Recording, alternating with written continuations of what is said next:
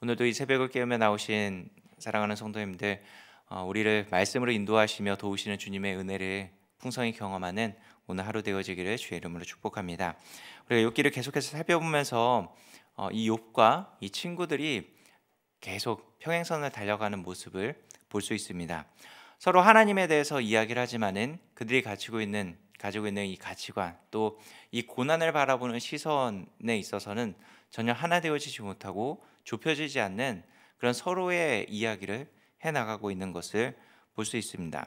그런데 우리가 이 서로 다른 이야기를 하나님이라는 그 주제를 가지고 이야기하고 있는 이 모습 가운데 사실 욥은 이제 친구들의 이야기를 반발하면서 이야기를 하고 있지만, 친구들의 이야기의 면면들을 살펴보면은 우리가 친구들이 하나님에 대해서 오해하면서 이야기하고 있다라고 이야기하지만은, 사실 오늘 본문에 나오는 이 빌닷의 이야기도 자세히 살펴보면은 신학적으로 오류가 없는 것을 볼 수 있습니다.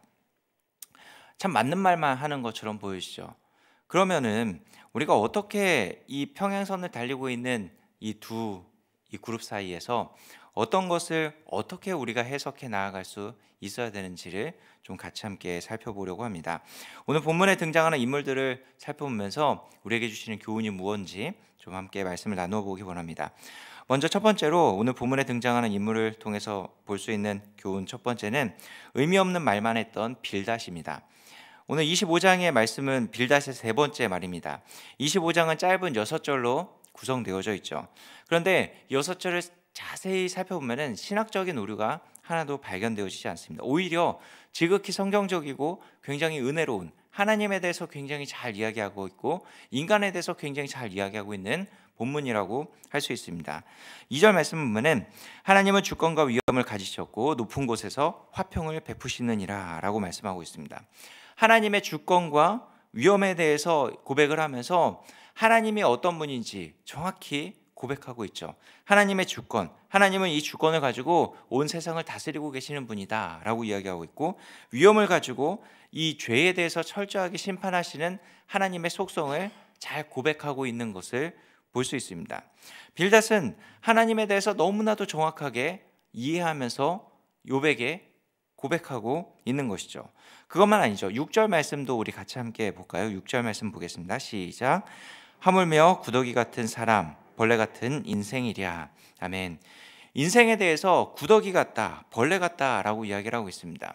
근데 인생에 대해서 이렇게 고백하고 있는 것은 창조주 하나님과 인간의 이 차이를 정확하게 이해하면서 고백하고 있는 것이라고 할 수 있는 것이죠. 사실 빌닷만 이렇게 인간에 대해서 구더기 같다, 벌레 같다라고 고백하고 있지 않습니다. 시편에서도 이사야서에서도 충분히 인간에 대한 이러한 비하적인 발언을 하고 있지만은, 이 비하는 단순히 인간을 낮추기 위함이 아니라 하나님을 더 높이고 창조주 하나님과 피조물인 인간을 가르기 위한 고백이라는 것이죠.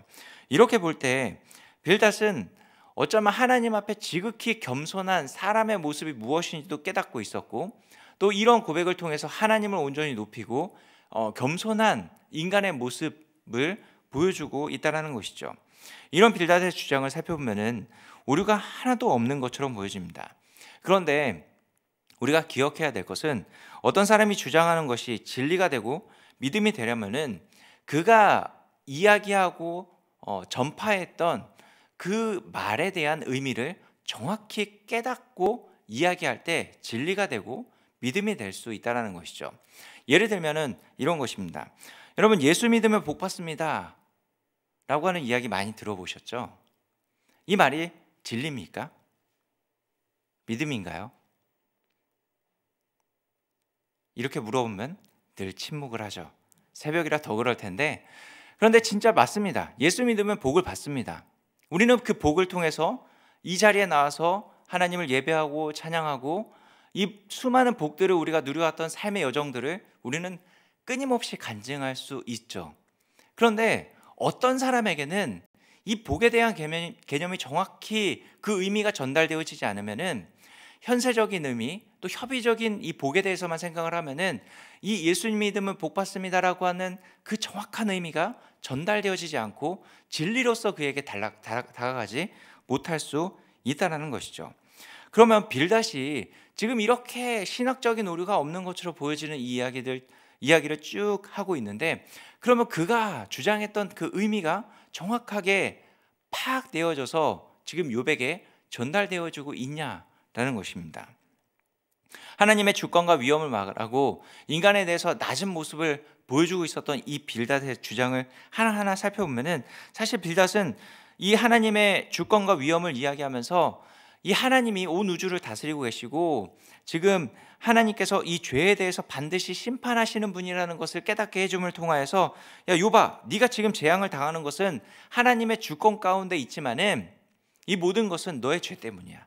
결국에는 너는 회개하고 돌이켜야 돼 라고 하는 이 주장을 펼치기 위해서 하나님의 주권과 위엄에 대해서 이야기하고 있는 것이죠. 그러나 진짜 하나님의 주권과 위엄에 대해서 그가 깨닫고 있었다면은, 그 의미를 제대로 파악하고 있었다면은 욥에게 그러한 이야기를 할 수 없다라는 것입니다. 세상의 모든 일은 하나님의 주권에 의해서, 하나님의 계획에 의해서 이루어진다라는 것입니다. 그렇다면 하나님의 뜻을 알 수 없는 인간이 지금 단순히 욥에게 일어난 이 고난의 사건을 해석해내면서 야 너는 빨리 회개해야 돼 라고 쉽게 이야기할 수 있을까요? 그럴 수 없다는 것입니다. 그것을 판단하는 것도, 그것을 가지고 불평하는 것도, 원망하는 것도 사실은 인간 편에서 할 수 있는 것은 아니라는 것이죠. 그래서 지금 빌닷이 이야기하고 있고 빌닷이 주장하고 있는 것은 어쩌면 하나님의 주권에 대한 이해 없이 의미 없는 말만 끊임없이 내어놓고 있는 것이라는 것입니다. 빌닷이 지금 하나님의 주권과 위엄을 알고 인간을 벌레로 보는 참된 시각을 가지고 있었다면은 아마 그는 욥 앞에 나와서 이렇게 고백했어야 될 것입니다. 욥의 재앙이 어쩌면 자신도 하나님 앞에 받아야 할, 재앙받아야 할 존재라는 것을 그는 깨달았어야 했을 것이죠.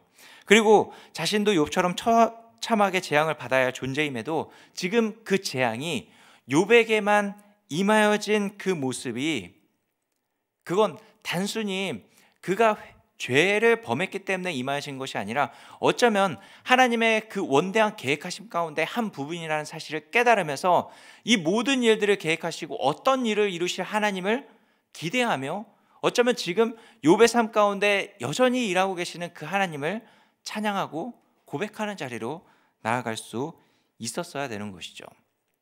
그래서 지금 빌닷은 그저 의미 없는 말만 욥에게 끊임없이 내어놓고 있는 것입니다.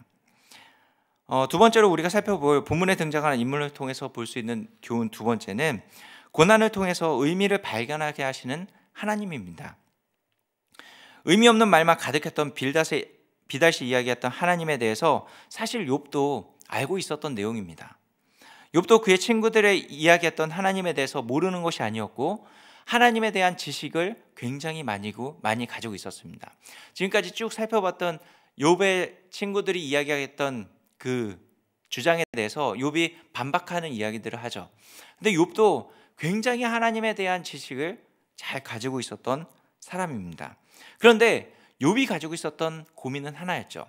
이렇게 하나님에 대해서 너무나도 잘 알고 있고 내가 하나님이 이런 분이라는 것을 너무나도 잘 알고 있는데, 그런데 중요한 건 지금 자신에게 닥친 이 고난의 의미가 아무리 하나님에 대해서 아는 그 지식으로 해석이 되어지지 않는다라는 것이죠. 그런데 이 고난의 과정을 통해서 욥은 깨닫습니다. 무엇을 깨닫나요? 우리 26장 14절 말씀을 볼까요? 26장 14절입니다. 함께 보겠습니다. 시작.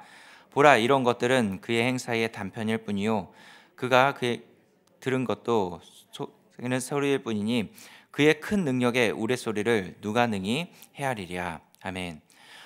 이렇게 알고 있다, 떠들고 있다. 욥 자신도 지금 하나님에 대해서 너무나도 잘 알고 있었고 하나님이 어떤 분인지에 대해서 너무나도 지극히 알고 있다라고 생각하면서 하나님을 섬겼는데, 지금 이 고난의 과정을 쭉 거쳐 나아가다 보니까 하나님에 대해서 아무리 헤아려보려 할지라도 하나님을 그저 정말 단편적으로만 알았던 거구나 라는 것을 깨달았던 것이죠.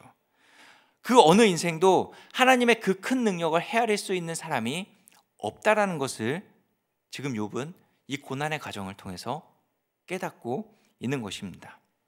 욥도 고난당하기 전에는 나름 괜찮은 신앙생활을 하고 있는 사람처럼 생각했을 것입니다. 아마 어쩌면 그의 신앙의 여정을 통해서 자신도 당연히 구원받아야 할 사람이라고 생각을 했을지도 모릅니다. 욥은 고난을 통해서 자신이 알던 하나님이 아니었음을 어쩌면 깨달았을 것입니다. 자신이 알고 있었던 그 하나님에만 갇혀 있었던 욥이 이 고난을 통해서 인간의 생각에 갇혀 있는 하나님이 아니라 온 우주 만물을 창조하시고 그 주권과 위엄을 가지고 통치하시는 그 하나님에 대해서 깨닫는 자리로, 그의 인생의 의미가 완전히 변화되어지는 자리로 나아갔다라는 것이죠. 어쩌면 빌닷이 고백했던 인간은 벌레 같고 구더기 같다라는 그 사람의 의미가 무엇인지를 깨닫고 원대한 그 하나님에 대해서 깨닫는 그런 욥의 모습을 우리가 살펴볼 수 있습니다.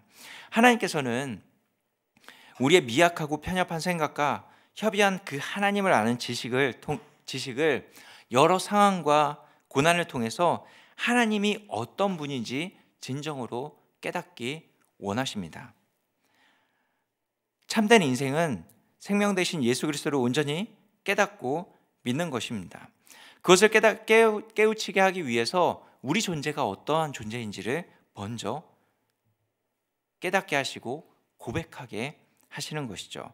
그래서 욥이 고난을 통해서 자신의 한계를 깨닫고 이 협의적인 생각으로 하나님을 판단했던 자신의 그 무지함을 고백하면서 하나님의 그 원대함으로 나아갈 수 있게 만들어 주셨던 것처럼, 고난과 여러 상황과 인생의 채찍을 통해서 하나님을 안다고 했던 그 자만했던 나의 모습, 신앙생활을 잘하고 있다라고 착각했던 나의 교만과 여러 사람들을 판단해 나아가면서 인생의 이 재판자처럼 심판자처럼 군림했던 나의 오만했던 그 모든 것들을 깨닫게 해주시면서 나는 여전히 하나님 앞에 저주받아야 할 인간이며 십자가의 은혜가 아니면 소망 없는 존재라는 것을 하나님은 이 모든 과정들을 통해서, 고난과 역경과 환경을 통해서 깨닫게 해주신다는 것입니다. 그래서 이 모든 과정을 통해서 하나님께서 인생을 어떻게 이끌어 가시는 하나님이신지, 우리를 어떻게 구원해 나가시면서 그때 때마다 어떠한 은혜들을 베풀어 주시는 하나님이신지를 깨닫게 해주신다는 것입니다. 그걸 통해서 하나님이 나를 위해서 일하시는 하나님이 아니라 하나님은 하나님의 열심을 가지고 하나님의 일을 행하시는 그 하나님이라는 사실을 깨닫게 해주십니다. 그래서 우리가 이해되어지지 않는 환경을 만나고 이해되어지지 않는 고난을 만나고 이해되어지지 않는 여러 상황들을 만난다 할지라도, 그러나 그 가운데 하나님은 죽은 하나님이 아니라 여전히 하나님의 일을 하고 계시는 그 하나님, 그래서 내가 이해되어지지 않는 상황을 만난다 할지라도 내가 그 하나님을 알기 때문에 아멘으로 순종해 나아갈 수 있는 것이고, 그 자리에서 묵묵히 하나님의 일을 감당하는 것이고, 그 자리에서 세상 사람들이 이해하지 못하는 평안을 누릴 수 있는 자로 하나님은 우리를 만들어 가신다라는 것입니다. 하나님은 그래서 우리 삶의 여정 가운데서 의미 없는 삶을 살아가게 만드시는 것이 아니라 우리 삶에 닥치는 그 모든 환경과 상황들 가운데서 그것이 무엇을 의미하고 있는지를 깨닫게 만드시는 하나님이시라는 것이죠. 그래서 우리가 의미 없는 인생을 살아가는 것이 아니라, 의미 없는 말만 했던 그 빌닷의 삶을 살아가는 것이 아니라 하나님께서 원하시는 삶의 모습이 무엇인지를 진정으로 깨닫고 의미 있는 삶의 모습으로 나아갈 수 있도록 만드시는 분이 하나님이십니다. 오늘 우리 삶을 통해서 의미 없는 인생을 살아가는 그런 어리석은 자가 되는 것이 아니라 우리를 삶의 의미가 무엇인지 깨닫게 하시는 그 하나님을 온전히 바라보면서 하나님께서 깨닫게 해주시는 그 삶의 의미를 온전히 붙잡고 우리에게 맡겨준 그 사명을 감당해 나아가는 우리 삶의 모습이 되어지기를 주의 이름으로 축복합니다. 우리 같이 함께 기도할까요?